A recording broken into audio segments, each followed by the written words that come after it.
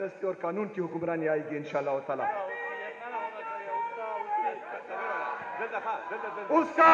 उसकी नाम क्यों नहीं लेते हो? इमरान अहमद खान, इमरान अहमद खान, इमरान अहमद खान।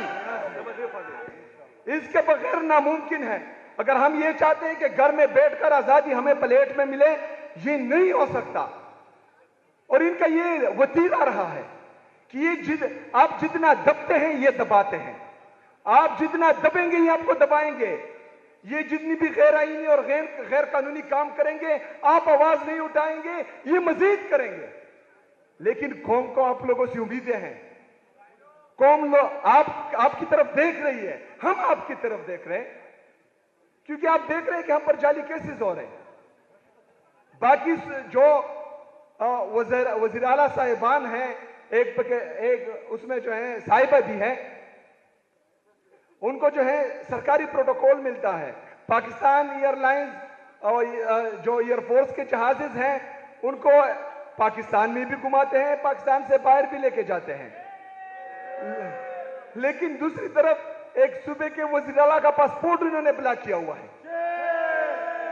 एक इदारे का तर्जुमान आता है, प्रेस कॉन्फ्रेंस करता है, वो तमाम वज़ीर आला के गुण गाता है, उनके लिए जो है अच्छे अच्छे अल्फाज इस्तेमाल करता है, लेकिन खैबर पख्तूनख्वा के वज़ीर आला के खिलाफ जो है वो साजिश करता है, उसकी वीडियोस चलाता है।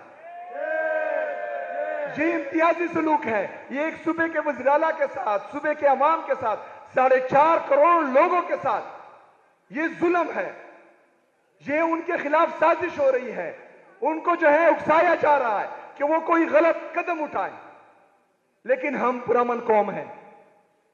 हमें हमेशा हमारी लीडर, हमारे कायद जनाब इमरान खान साहब ने पुरअमन जद्दोजहद का कहा है, वो हम करते रहेंगे। अगर ये हमें उकसाते हैं, उकसाए, हमने बंदूक नहीं उठानी, हमने कलम उठाना है। हमने आईन और कानून के दायरे में रहकर इंशाअल्लाह ताला इनका मुकाबला करना है और हर उस बात पर इनके खिलाफ खड़ा होना है जिससे मेरे पाकिस्तान को, मेरी कौम को नुकसान हो। इंशाअल्लाह ताला आप मुझे इनके सामने देखेंगे इंशाअल्लाह ताला।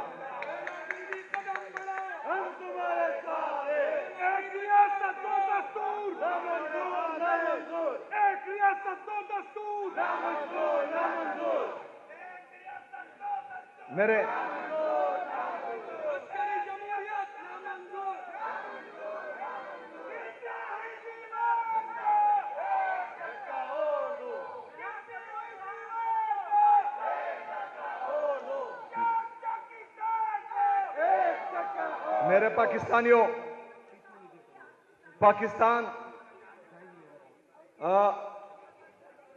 पाकिस्तान की मईशत इंतहाई बुरे हाल में है इनके गलत फैसलों की वजह से।